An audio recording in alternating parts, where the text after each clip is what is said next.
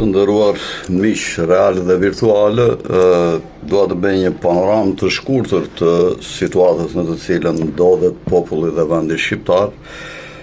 Është duke u kryer një rivendosje e madhe dhe duhet të dim pra është më tepër se sa rendiri botëror, rivendosjet e mëdha kryen gjithmonë me ndihmën e teknologjisë dhe këta mendojnë që të kalohet në periudhën nga interneti i gjërave në internetin e trupave dhe njerëzit të kenë dy lloj mikrochipes, një mikrochip për të kontrolluar nga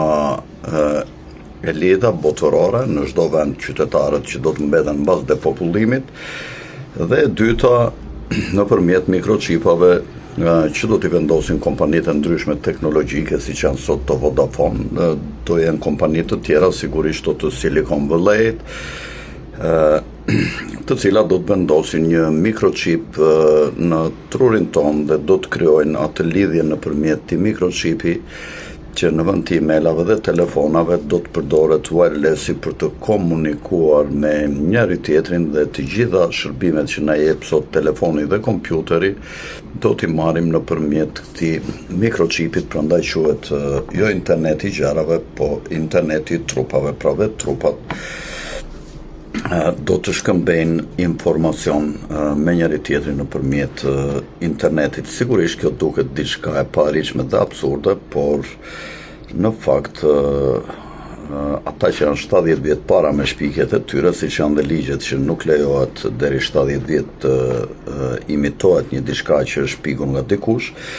këto gjëra janë realizuar dhe këta po përpiqen tash ti futin, ti implementojnë, nëse do përdorin një shprehje tuaj, në trupat e njerëzve dhe ta përdorin këtë lloj teknologjie ku nëpërmjet mikrochipit që do futet në dorë do kërkojnë të kontrollojnë shteti i njerëzit. Ky do jetë mikrochipi i cili do ketë portofolin digjital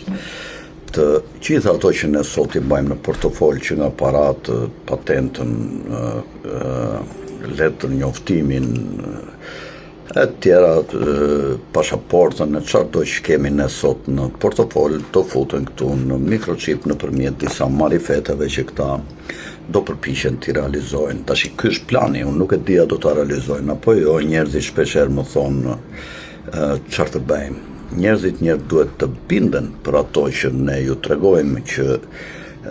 janë planet e të ardhmes të një pakicë të vogël botërore e cila kërkon të kontrollojë shumicën e njerëzimit edhe duke i paksuar, sepse do të prodhohen tash dhe robotët të cilët do të kryejnë punëra të ndryshme të cilat i bëjnë njerëzit, sidomos punërat fizike, dhe për njerëzit nuk do të jetë shumë e nevojshme ekzistenca i numri kaq të madh sa që sot, që flitet që janë 8 miliard, por askush nuk e di në fakt se sa mund të jetë numri vërtet i njerëzve, më pak apo më shumë. Po në këtë rend të ri botëror, në këtë rivendosje të madhe, cili do të jetë fati i shqiptarëve në të ardhmen? Ndërkombëtarët, elitat kanë kapur kryeministrin Rama, si duket qysh më 21 janar të 2011-s, kur flitej që jeta e Ramës rrezikoi para se të organizonte atë protestën e dhunshme, që në këtë kohë janë qasur shërbimet sekrete të sionistëve, pra Mossadi, dhe ka marrë në ruajtje gjoja nga një kërcënim që bente tega tjetër e Mossadit, që ishte CIA nga ambasada amerikane, sepse ato të dyja duar ndihmojnë njëra tjetrën për t'i kapur të dy. Rama u kap gjoja duke e mbrojtur, duke marrë në mbrojtje, kurse Berisha u kap pasi u vran 3 njerëz në bulevard që nuk dihet me urdhër të kujt, si u vran në momentin që protesta ishte duke mbaruar, dhe këtu rjeta e Merimangës i kapi të dy këta politikanë të cilët vazhdojnë ende sot të kenë kontrollin jetën dhe tonin e gjithë vendit, që politik dhe ekonomik. Si është situata e Shqipërisë dhe vendit tonë? Ne kemi rrezik të madh nga ardhja e sionistëve, kryesisht e qytetarëve nga Izraeli, i cili ndodhet në disa luftra të mëdha për të bërë atë Izraelin e madh tashmë ata kanë shtë në dorë institucionet e Shtetet Bashkuara, duke qenë rreth 2% e popullatës atje, dhe kanë marrë në kontroll financat, kanë marrë në kontroll mediat, kanë marrë në kontroll kompanitë e mëdha të bizneseve siç janë BlackRock, State Street, e kompanitë të tjera të fuqishme, të cilat kontrollojnë shumicën e ekonomisë së Shtetet Bashkuara, apo si kompani multinacionale ato kontrollojnë edhe pjesë të ekonomive të vendeve të ndryshme ku janë ngulitur. Ne ndodhemi në prag të një rreziku të madh nga aksionistët, të cilët janë afro 20 milion banor dhe përpiqen të kapin me nga 1-2% territoret dhe populatat e shumë vendeve të ndryshme rreth Meseut, që ata i kanë vënë si objektiva. Dhe në këtë kuptim ne duhet të dimë si të reagojmë. Ata kanë pasur edhe ndeshje të tjera me njerëzit tanë gjatë historisë, sidomos në kohën e Aleksandrit të Madh, kur Aleksandri poshti dhe popujt arian të persëve, por edhe popujt semit që ishin në buzë të Meseut, sepse nuk hyri ende nga pjesa e beduinëve në shkretë të tirat e lindjes së mesme në Afrikë, por kapi gjithë të teritoret ku është sot Palestina fizike e vjetër, Libani, i ka pushtuar të gjitha Aleksandri i Madh, dhe pasardhësit e Aleksandrit, gjeneralet e tij që ndanë ato teritoret pas vdekjes së Aleksandrit, për një periudhë të madhe kohe i kanë sunduar dhe i kanë qeverisur popujt e këtyre vendeve, duke përfshirë dhe hebrejt, që mund t'i quajmë në atë kohë hebrejt, që ishin dhe hebrejt dhe gjuish, se sot jo çdo hebrej gjuish, dhe jo çdo gjuish është hebre, dhe jo çdo gjuish është sionist, dhe jo çdo hebrej është sionist. Pra janë tre gjëra të ndryshme. Ka shumë hebrej që dalin kundër sionizmit. I keni parë protestat gjatë luftës në Palestinë, në Shtetet e Bashkuara, ka shumë hebrej nga ata që janë hebrej të lindjes, të cilët janë vendosur në Shtetet e Bashkuara, ashtu siç ka shumë ashkenazin që nuk janë hebrej, por që janë Jewish, kanë fen Jewish, dhe që janë dhe sionista, sepse kërkojnë ato planet e Izraelit të madh, të cilat i kanë ngritur familja e tyre mbretërore, që është dinastia Rothschild, nëpërmjet cilës ata kërkojnë të kontrollojnë gjithë botën nëpërmjet të Izraelit të madh, në një pikë shumë nevralgjike, siç është lindja e mesme. Po të flasim çik për Shqipërinë, kush është rreziku i madh për Shqipërinë? Rama është një peng, është njeri i marr peng, dhe tashmë nuk mund të kërkojmë dhe të presim gjë prej tij që ai të veprojë si një sovranist. Nuk ka si lloj fuqie, ata po i kërkojnë në momentet e fundit që ai është duke ikur, po i kërkojnë t'u rregullojë ligjet për shitblerjen e tokës, ligjet e tjera, t'u jap fushat dhe sektorët e tjerë të ekonomisë që ata ende nuk i kontrollojnë, siç është ushtria, mbrojtja dhe shëndetësia së fundmi, ku ata po përpiqen të kapin këto tenderat që i merrte dikush Dilma Nushit, i cili si ka mbaruar kontrata, dhe po përpiqet të marrë një kompani e lidhur me Ron Jafetin, dhe sot de facto kryeministri është Ron Jafeti, dhe disa personazhe të tjera, të cilët Rama i ka vendosur si konsull në Izrael të Shqipërisë, dhe që bashkë me të sot kanë ngritur atë bankën digjitale nëpërmjet cilës do përpiqen të kontrollojnë paranë digjitale, pasi të ndalohet kesh paraja, dhe bankat që janë sot në funksion do të jenë një mbrapa dhe do të dalin nga loja, dhe do të jetë kjo bankë e cila do të kontrollojë. Pra këto janë synimet. Shumë njerëz më thonë, thash dhe njerëz, që cila është rrugëzjedhja. Rreth parë ata duhet të ndërgjegjësohen për këto që ne u themi që do ndodhin. Qofse ata zbesojnë dhe i marrin me shaka, çfarë t'u japësh rrugëzjedhje atyre? Rrugëzjedhjen njerëzit e gjejnë vetë. në çdo lloj mënyre gjejmë vetë pasaj duke protestuar, duke organizuar, duke bashkuar. E para është që ne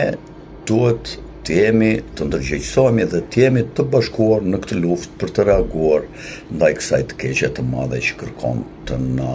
sundoj, të na poshtëroj, të na sklavëroj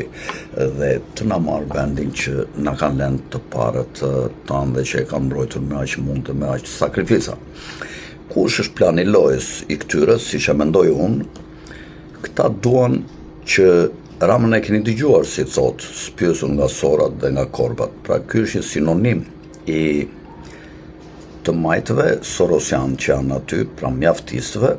të cilët i përfaqëson në Partia Socialiste Spiro Pali, si pasardhëse e Reonvelia e të kreut që kanë pasur këta mjaftistët, dhe ku kanë qenë edhe këto figurat e tjera sa duash edhe nga PD-ja dhe nga PS-ja që si mbajmë në temra tash. Dhe po të shikosh shumë soroist që dalin në protest, që janë nga liderët që kanë qenë në mjafti edhe në shoqëri hapur, kanë filluar një luftë kundër nacionalistëve sepse kërkojnë që përfitimet politike nga kjo lëvizje, nga kjo protest, mos i kapin nacionalistët dhe të fitojnë shqiptarët dhe Shqipëria, por t'i marrin dhe Shqipëria të bjerë nga shiu në preshër dhe t'i marrin nga rilindasit, t'i marrin mjaftistët. Këta do të përpiqen sionistët nëpërmjet Shtetet Bashkuara, ambasade saj e cila po është nuk po flet asnjë fjalë, pra që është kundër protestuesve, se mjafton të thonë ata 2-3 fjalë dhe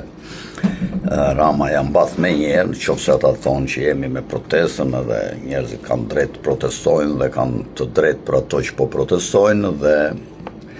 Rama ja mbath me njerë, mirë po ambasada amerikane nuk po del në përkraje të protestave, pasi është me sionistët dhe mbrojnë Ramën dhe duan që ai të bëjë edhe shërbimet e fundit. Ajo qeveri që do të vijë në pushtet, këta njerëz do përpiqen që të bëjnë ndryshimet rotacionin fillim në parti, në muaj shtator-tetor, dhe partin t'ja lënë Spiro Palit, e cila është mjaftiste, dhe njerëzit të cilët do ta kuptojnë dhe do ta ndjejnë dhe vetë Rama me mesazherët e vet atje të brendshëm do t'ju thotë që të votojnë Spiro Palin, pavarësisht do bëhet sikur lufton me Spiro Palin, qofse do kandidoj vetë ose do mbështesë një kandidaturë tjetër. Njerëzit do të shkojnë ke Spiro Pali të nxitur dhe nga Rama dhe nga agentët e sionistëve që janë brenda në PS, edhe këta do të punojnë për të fituar Spiro Pali. Cila duhet të jetë, mendoj unë, objektivi, cili mund të jetë, nuk duhet të jetë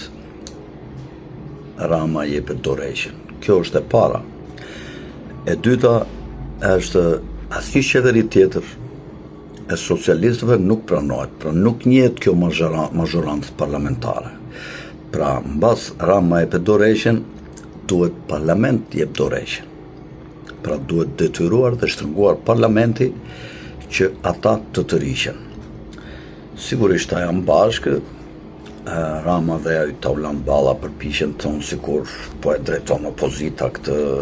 është Berisha, janë këta njerëzit e Berishës dhe prandaj dërgojnë ndonjëri ata atje që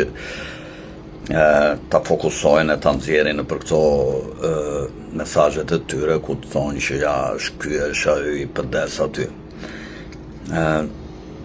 Në fakt Berisha s'ka mundur do të nxjerrë kur kaq njerëz, se po të ishte nxjerrte Berisha, këta njerëz dilte vetë në krye, siç ka dalë në vite të tëra dhe s'ka mbledhur as 20.000, a 30.000 veta në shesh, ja po e shtoj me 1 vjeçë për atër të bisedës. Dhe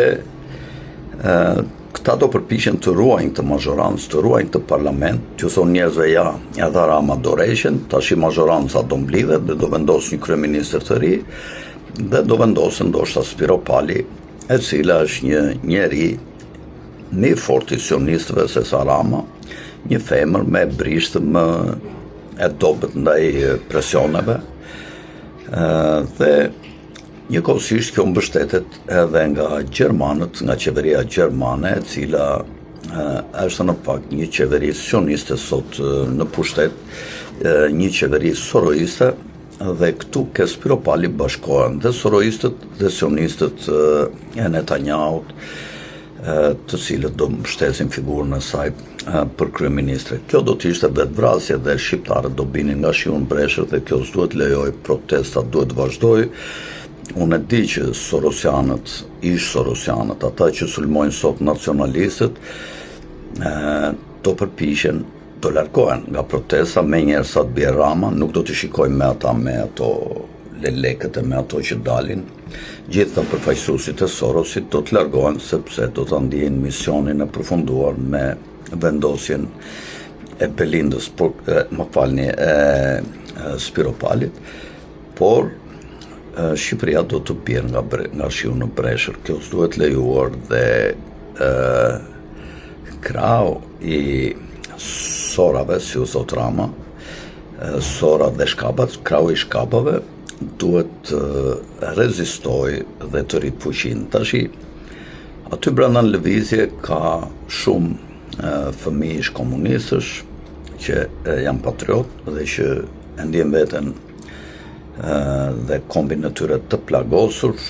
kanë dinjitet, duan të ruajnë fuqinë e shtetit shqiptar dhe ka dhe shumë nacionalistë të cilët u zhgënjyen në vitet 90 nga Berisha, i cili tradhtohi së bashku me agjentë e sigurimit që ishin dërguar KPD-ja nga Partia e Punës, të cilët kontrolloheshin pasaj nga Berisha dhe nga sigurimi i shtetit i cili vepronte në IE. Këta do përpiqen të rivitalizohen mbas një periudhe që kanë qenë pa fuqi. Lufta që kemi ne shqiptarët me sionistët do të varet shumë nga lufta e sionistëve dhe Shtetet Bashkuara me Iranin. Këta kërkojnë që nëpërmjet luftës me Iranin të kapin gjithë pellgun e Kaspikut, ku ka burime të mëdha dhe rezerva të mëdha natyrore, dhe njëkohësisht duke i hapur Rusisë Putinit 2 vatra lufte, një nga deti i Zi dhe nga teritoret midis Kaspikut dhe detit të Zi, por edhe në lindje të Kaspikut nëpërmjet Turkmenistanit, do përpiqen të hapin vatra lufte në jug të Rusisë dhe në juglindje të saj, dhe ndërkohë nga perëndimi, nga teritoret e Polonisë do të hyjnë ushtrit evropiane, të cilat po armatosen për t'i hapur Putinit 2 vatra lufte. Sigurisht që bota është përballë një rreziku të madh që është lufta nukleare. Në këtë luftë ku spikatin Shtetet e Bashkuara, Izraeli, Amerika dhe Evropa është me dobët për luftën nukleare, sepse ka më pak armë me përjashtim të Francës dhe Anglisë që kanë pak armë bërthamore. Izraeli, pas Shtetet Bashkuara dhe Bashkimi Sovjetik, është një fuqi e madhe bërthamore e cila kërkon të kotas dhe ato shtetet të Evropës të cilat nuk pranojnë ndërtimin e Izraelit të madh dhe janë kundër planeve të sionizmit në lidhje me këta. Në qoftë se Izraeli dhe Shtetet e Bashkuara, të cilat kanë bashkuar ushtrin bashk, Pentagoni është bashkuar me ushtrin izraelite, në qoftë se këta dështojnë në luftën kundër Iranit, atëherë Izraeli do të dështojë dhe në përpjekjet e tij për të kontrolluar zona të ndryshme të Mesdheut, midis cilave ata kanë planifikuar dhe Greqinë me Shqipërinë dhe jugun e Italisë për të kontrolluar pikat kyçe të rrugëve detare, siç është në këtë rast Otrantoja. Në qoftë se ata fitojnë dhe bëjnë Izraelin e madh këto 10 vjet dhe kapin territoret, mundin Iranin, mundin dhe Turqinë, ose Turqia të riqet ose shpërbehet nga brenda nëpërmjet protestave dhe lëvizjeve të ndryshme politike të partive opozitare të Erdoganit, dhe ata arrin të kapin tokat e Sirisë, të vënë deri në mes të Tigrit dhe Eufratit, dhe pasaj më vonë të kapin edhe territore nga Arabia Saudite, të marrin dhe Jordaninë dhe Kuvajtin, Atëre vërshimi tyre dhe prapja tyre do të ishte shumë e vështirë. Në qoftë se ata hyn 1% në një popullat, ata bëhen shumë të rrezikshëm. Në qoftë se hyn 2%, ata e fitojnë luftën. Kështu kam treguar në shumë vende ku kanë qenë në një përqindje të këtillë, kapin politikën, institucionet, mediat, ekonominë dhe administratën në atij vendi, dhe fëmijët tanë do vënë të kërkojnë punë ose ndonjë shërbim qeveritar, kur vend do gjejnë shumë nga këta me ato leshkat ashtu që kanë ato veshjet karakteristike. Pra ne shqiptarët jemi në një rrezik të madh dhe koha do t'rregoj se si do vej lufta jonë me ta. Ata do përpiqen të kapin gjithë Bregdetin dhe të na shtynë në përmale dhe në përkodra dhe të kapin gjithë territoret më të mira. Më kanë treguar shumë biznesmen këtu në Shqipëri dhe në bizneset e shërbimit në ushqimor, por edhe në bizneset tjera shërbimi, siç janë kompanitë me qira të automjeteve, që këta sillen në një mënyrë shumë arrogante dhe flasin me pronarët dhe me shqiptarët me një gjuhë nënvlerësuese për shkak të mësimeve që këta marrin në Talmud, ku gojimet konsiderohen si kafshë të barabartë me kafshët, dhe detyra e këtyre është t'i mashtrojnë, t'i vjedhin, t'i grabitin, edhe t'i vrasin sa herë të jetë e mundur, por një gojim nuk mund të vrasë dot kur një gjuhish. Pra këta kanë mësimet talmudike shumë poshtruese për popujt e tjerë, dhe këta përpiqen ta shprehin dhe me ne shqiptarët. Unë ju them të gjithëve këtyre biznesmenëve të jenë shumë korrekt me këta, por tolerancë zero. Mos ja u lën kur bizneset e tyre në dorë, siç janë këto kuzhinat e kështu ku hyn vetë ta gatuajnë, bëjnë dëme, thyejnë, shkatrojnë dhe nuk pranojnë të paguajnë dëmin, apo kompanive të taksive që ju prishin makinat dhe përpiqen të mos pagojnë, të flasin me përçmim me shqiptarët. Unë ju them që këta duhet t'ju tregojnë në vendin, por gjithmonë duhet jenë të kujdesshëm të kopsitin mirë kontratat me këta dhe t'ju rinë dhem për dhem dhe mos i lejojnë asnjëherë të flasin me përçmim me ne shqiptarët, sepse ne vim nga raca pellazge që jemi gjenerate 4 dhe e kemi treguar gjithmonë veten se çfarë jemi në gjendje të bëjmë